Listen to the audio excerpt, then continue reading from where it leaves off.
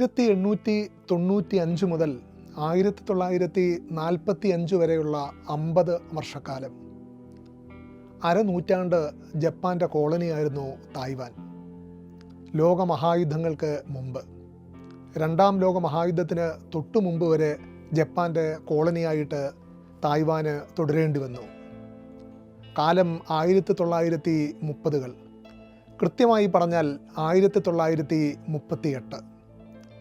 ജപ്പാനിൽ നിന്നുള്ള ഒരു യുവ എഴുത്തുകാരി അയോമോ ചിസുക്കോ, അവരുടെ ആദ്യത്തെ നോവൽ വൻ വിജയമായി. ആ നോവൽ സിനിമയായി. ആ സിനിമയും തരംഗം സൃഷ്ടിച്ചു. നോവലിൻ്റെയും സിനിമയുടെയും വിജയത്തിൻ്റെ പ്രഭയിലായിരുന്നു അയോമോ ചിസുക്കോ. ഈ സമയത്ത് തായ്വാനിലെ കൊളോണിയൽ ഗവൺമെൻറ് അയോമോ ചിസുക്കുവിനെ തായ്വാനിലേക്ക് ക്ഷണിച്ചു. തായ്വാൻ കാണാൻ, തായ്വാൻ സന്ദർശിക്കാൻ, തായ്വാൻ്റെ രുചിയും സൗന്ദര്യവും മനസ്സിലാക്കാൻ. അയോമോ ചിസുക്കു അതിനു മുമ്പ് തന്നെ ഒരു യാത്രക്കാരിയാണ്. ജപ്പാനിലെ തന്നെ ഒട്ടേറെ പ്രവിശ്യകളിലേക്ക് അവർ സഞ്ചരിക്കാറുണ്ട്. തൻ്റെ സഞ്ചാരങ്ങളെപ്പറ്റി, സന്ദർശനങ്ങളെപ്പറ്റി മനോഹരമായിട്ട് എഴുതാറുണ്ട്. അതുകൊണ്ട് തന്നെയാണ് തായ്വാൻ ഗവൺമെൻറ് അയോമോ ചിസുക്കുവിനെ തങ്ങളുടെ രാജ്യത്തേക്ക് വിളിച്ചത്. തങ്ങളുടെ രാജ്യത്തിൻ്റെ സൗന്ദര്യം പുറം ലോകമറിയാൻ ഇത് കാരണമാകും എന്ന ധാരണയിൽ. പക്ഷേ അയോമോ ചിസുക്കു ഒരു ആദർശശാലിയായ വ്യക്തിയാണ്. അത്ര പെട്ടെന്ന് കീഴടങ്ങിക്കൊടുക്കാൻ അവർ തയ്യാറായില്ല. ജപ്പാൻ ഓരോ രാജ്യങ്ങളെയായി ആക്രമിച്ച് കീഴടക്കിക്കൊണ്ടിരിക്കുകയാണ്. അതിലൊന്നു മാത്രമാണ് തായ്വാൻ. തായ്വാൻ കൊണ്ട് ജപ്പാൻ്റെ സാമ്രാജ്യത്വ മോഹങ്ങൾ അവസാനിക്കുന്നില്ല. ഇനിയും കുഞ്ഞൻ രാജ്യങ്ങളെ, ദ്വീപുകളെ ജപ്പാൻ കീഴടക്കിയേക്കാം. ജപ്പാൻ്റെ സാമ്രാജ്യത്വ വികസന പദ്ധതിയുടെ ഭാഗമായിട്ട് താൻ എഴുതണം എന്നാണ് ഉദ്ദേശിക്കുന്നതെങ്കിൽ അതിന് താൻ തയ്യാറല്ല എന്ന് അയോമോ ചിസുക്കു ആദ്യം തന്നെ വ്യക്തമാക്കുന്നു. അങ്ങനെ ഒരവസ്ഥ നേരിടേണ്ടി വന്നാൽ, ജപ്പാൻ്റെ സാമ്രാജ്യത്വ മോഹങ്ങൾക്ക് വേണ്ടി എഴുതേണ്ടി വന്നാൽ, അന്ന് ഞാൻ എൻ്റെ പേന വലിച്ചെറിയും, ഞാൻ എഴുത്തു നിർത്തും. വളരെ വ്യക്തമാണ് അവരുടെ നിലപാടുകൾ. യാത്രയ്ക്ക് വേണ്ടി പല പ്രവിശ്യകൾ സന്ദർശിക്കുന്നു. കുടുംബത്തിൽ വല്ലപ്പോഴും മാത്രമേ കാണൂ. വിവാഹപ്രായമെത്തിയിട്ടും വിവാഹിതയായിട്ടില്ല.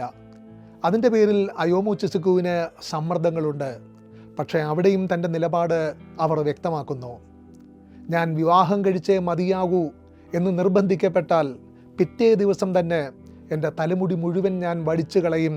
ഞാനൊരു സന്യാസിനിയായി മാറും. ഒരു സ്ത്രീയുടെ സ്വാതന്ത്ര്യ പ്രഖ്യാപനത്തിൻ്റെ സ്വരം കൂടിയാണ് അയോമോ ചിസുക്കുവിൽ കേട്ടത്. ആദർശശാലിയാണ്. യുദ്ധത്തിനെതിരെ, സാമ്രാജ്യത്വ മോഹങ്ങൾക്കെതിരെ, സ്ത്രീകളുടെ സ്വാതന്ത്ര്യത്തിന് കടിഞ്ഞാണിടുന്നതിനെതിരെ അയോമോ ചിസുക്കു വ്യക്തമായ നിലപാടെടുക്കുന്നു. ഇത്രമാത്രം ആദർശശാലിയായ, ഇത്രമാത്രം ആദർശശുദ്ധിയായ ഒരു യുവതിയാണ് തായ്വാനിലേക്ക് വരുന്നത്. നമ്മളെല്ലാം അയോമോ ചിസുക്കുവിനോടൊപ്പമാണ്. ഈ ആദർശശാലിക്കൊപ്പം, ഈ യുവതിക്കൊപ്പം, അവരുടെ സാമ്രാജ്യത്വത്തിനെതിരെയുള്ള ചെറുത്തുനിൽപ്പിൻ്റെ പേരിൽ, വിവാഹത്തിന് എതിരെയുള്ള ചെറുത്തുനിൽപ്പിൻ്റെ പേരിൽ അവരോടൊപ്പം നമ്മൾ ഐക്യദാർഢ്യം പ്രഖ്യാപിക്കുന്നു. അയോമോ ചിസുക്കു തായ്വാനിലേക്ക് വരുന്നു. യാത്രയ്ക്കുമുണ്ട് ചില നിബന്ധനകൾ. ഏതാനും ദിവസത്തേക്കല്ല അയോമോ ചിസുക്കു തായ്വാനിലേക്ക് വരുന്നത്. ആഴ്ചകളിലേക്കോ മാസങ്ങളിലേക്കോ മാത്രമല്ല. ഒരു രാജ്യത്തെ സന്ദർശിക്കുകയെന്നാൽ ആ രാജ്യത്ത് ജീവിക്കുകയെന്നാണ്. ഒരു രാജ്യം സന്ദർശിക്കുകയെന്നാൽ ആ രാജ്യത്തിൻ്റെ രുചി അറിയുക എന്നാണ്. ഒരു രാജ്യം സന്ദർശിക്കുകയെന്നാൽ ആ രാജ്യത്തിൻ്റെ സൗന്ദര്യവും വൈരൂപ്യവും സമ്പൂർണമായി മനസ്സിലാക്കുകയെന്നാണ്. എനിക്ക് ആ രാജ്യത്തിൻ്റെ 4 ഋതുക്കളിലും കടന്നു പോകണം. 4 ഋതുക്കളിലും ആ രാജ്യം എങ്ങനെ കാണപ്പെടുന്നു എന്നെനിക്കറിയണം. വസന്തം, ഗ്രീഷ്മം, ശരത്ത്, ശൈത്യകാലം, ഈ 4 കാലങ്ങളിലും തായ്വാൻ എങ്ങനെയാണ്? അവിടുത്തെ ഓരോ ചെടിയുടെയും ഓരോ പൂവിൻ്റെയും മണം എനിക്ക് ആസ്വദിക്കണം. എനിക്ക് മരങ്ങൾ കാണണം, എനിക്ക് അരുവികൾ കാണണം, നദികളും പുഴകളും മലനിരകളും കാണണം, കൊടുമുടികളും പർവ്വതങ്ങളും കാണണം. തായ്വാൻ എന്ന ദ്വീപ് രാഷ്ട്രത്തെ സമ്പൂർണ്ണമായി മനസ്സിലാക്കുക. അതാണ് അയോമോ ചിസുക്കുവിൻ്റെ ലക്ഷ്യം. ഇത്രമാത്രം ആദർശശാലിയായ അയോമോ ചിസുക്കു തായ്വാനിലെത്തുന്നു. അവിടെ വെച്ച് അവരുടെ ദ്വിഭാഷിയായി 4 വയസ്സിന് ഇളയ ചീച്ചാൻ എന്ന യുവതിയെ ലഭിക്കുന്നു. ആ ചീച്ചാൻ ഒരു കണ്ണാടിയായി മാറുന്നു. ആ കണ്ണാടിയിലേക്ക് പ്രണയം കാണാനാണ് അയോമോ ചിസുക്കു നോക്കിയത്. പക്ഷേ പ്രണയത്തിന് പകരം അവർ അവിടെ കണ്ടത് മുഴുവൻ തൻ്റെ കാപട്യങ്ങളായിരുന്നു.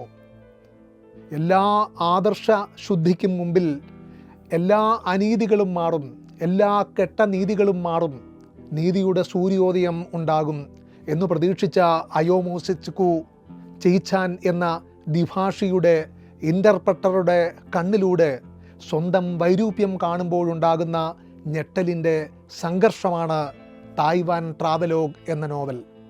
ഈ വർഷം ബുക്കർ ഇൻ്റർനാഷണൽ പുരസ്കാരം നേടിയ നോവൽ. തായ്വാൻ ട്രാവലോഗ് എഴുതിയത് അയോമോ ചിസുക്കു അല്ല. തായ്വാൻ ട്രാവലോഗ് എഴുതിയത് യുവാങ് ഷ്വാങ് സി എന്ന എഴുത്തുകാരിയാണ്. തായ്വാനിൽ നിന്നുള്ള യുവ എഴുത്തുകാരി.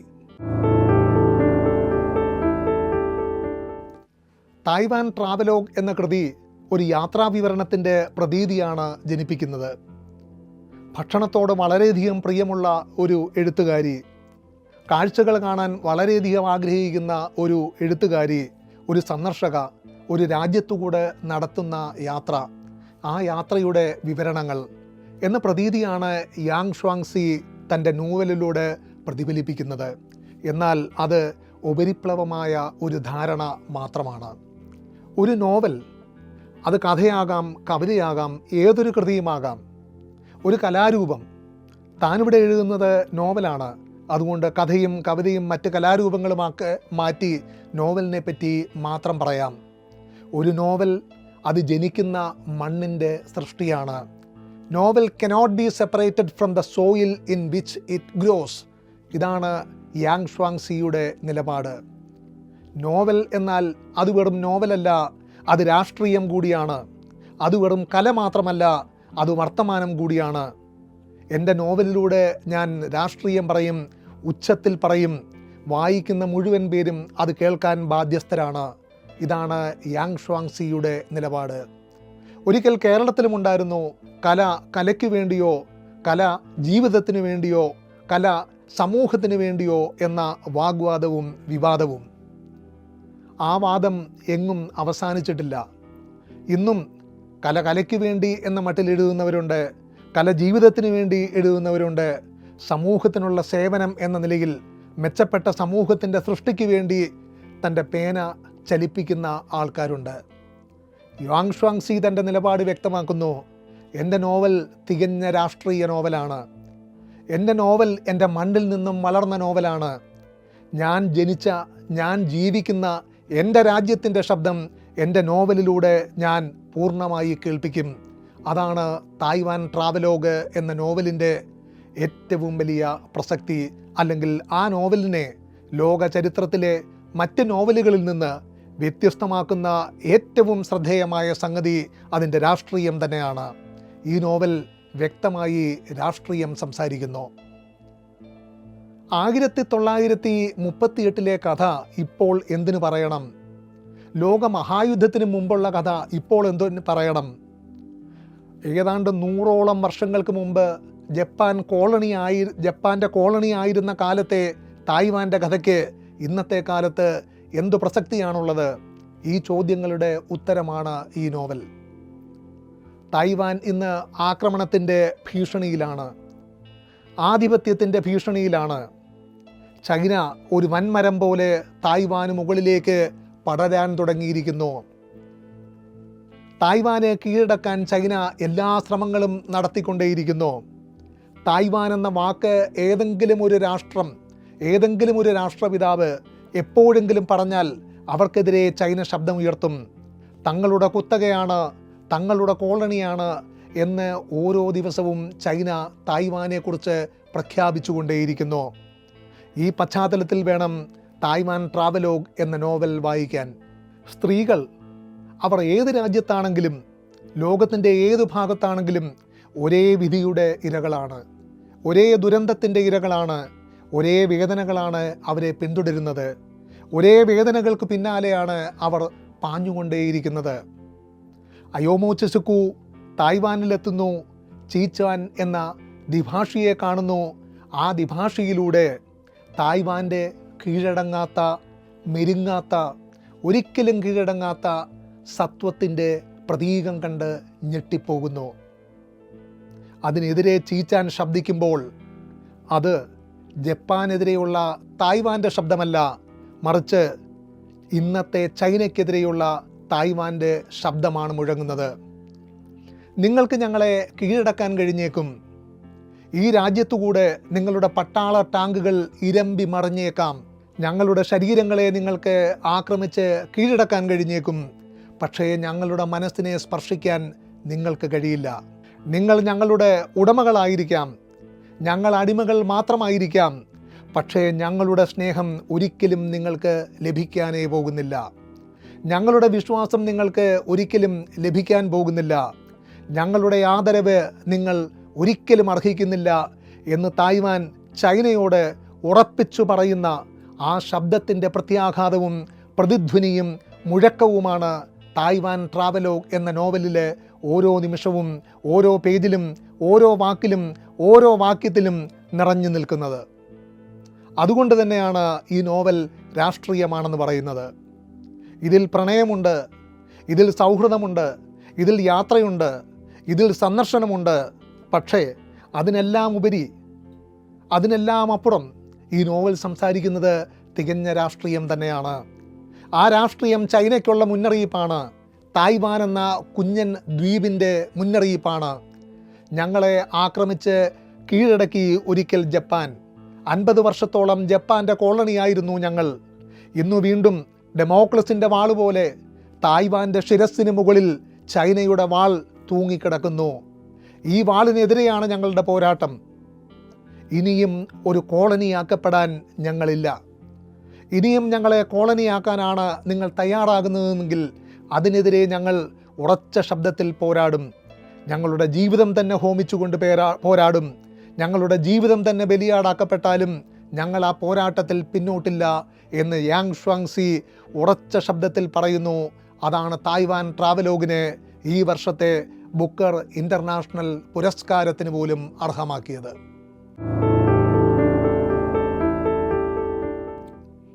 അയോമോ ചിസുക്കു എന്ന എഴുത്തുകാരിയാണ് ഈ നോവലിലെ പ്രധാന കഥാപാത്രം. അയോമോ ചിസുക്കുവിൽ നമ്മൾ കാണുന്നത് തായ്വാൻ ട്രാവലോഗ് എഴുതിയ യുവാങ് ഷ്വാൻസി എന്ന എഴുത്തുകാരിയെ തന്നെയാണ്.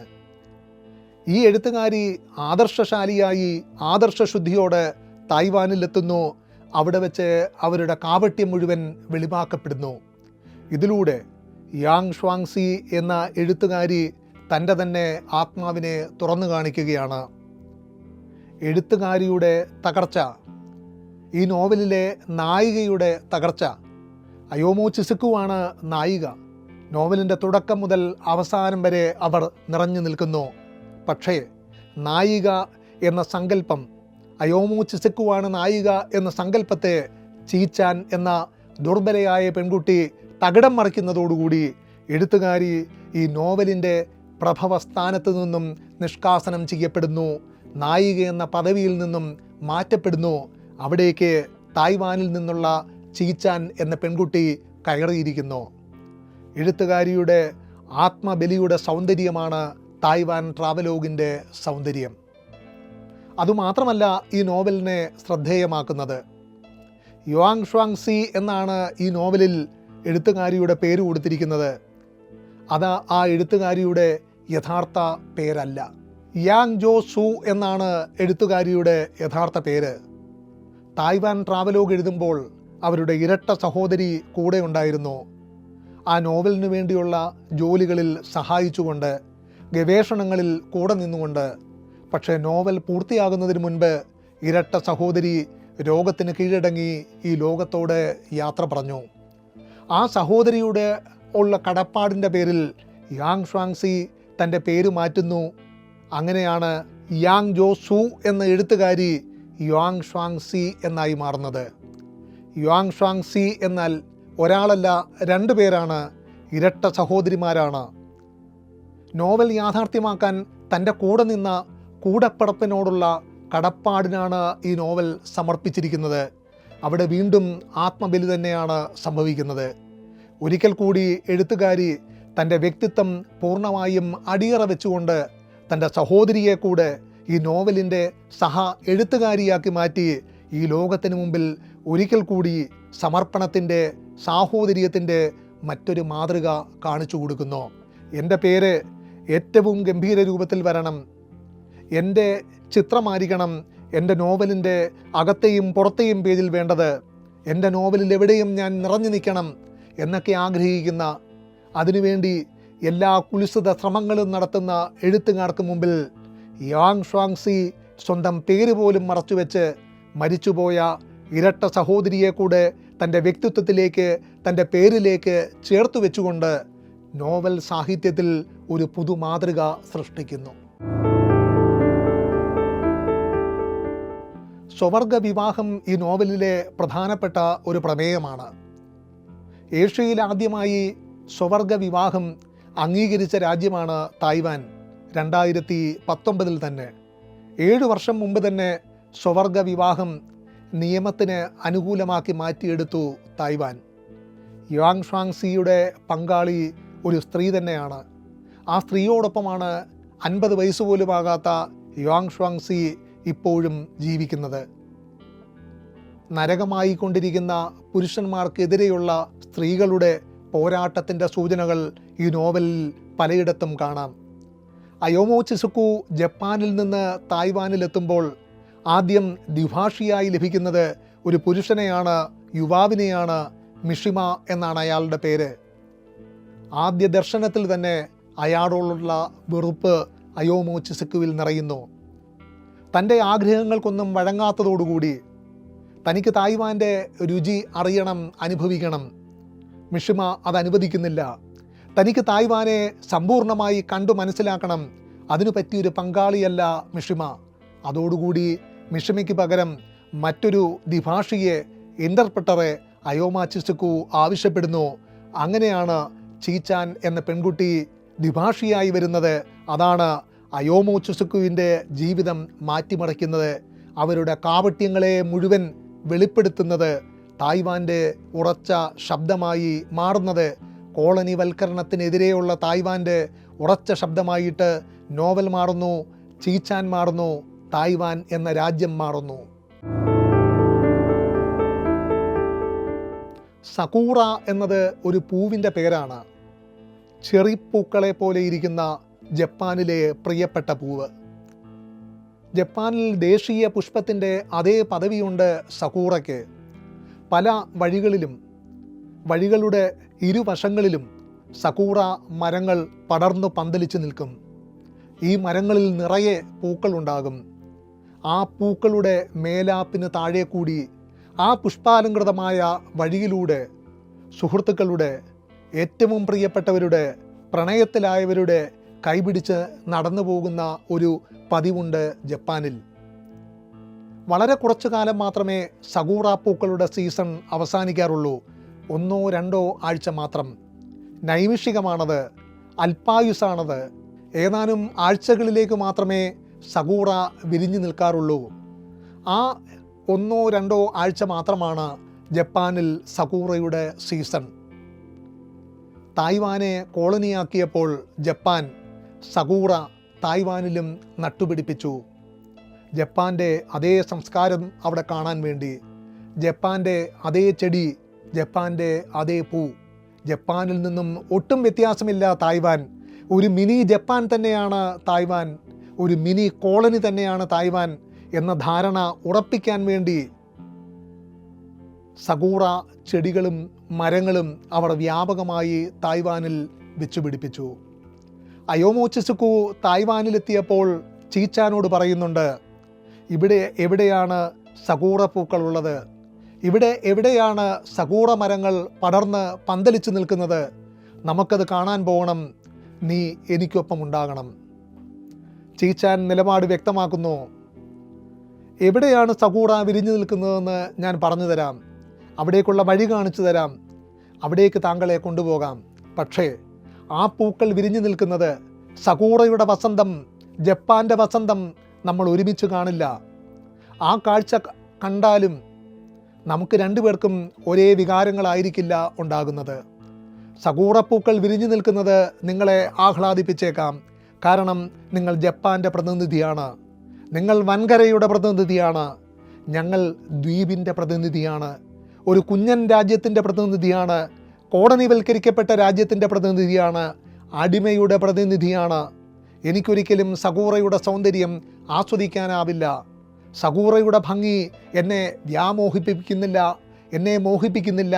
ഞാൻ ആ സൗന്ദര്യത്തിൽ ആകൃഷ്ടയാകുന്നില്ല.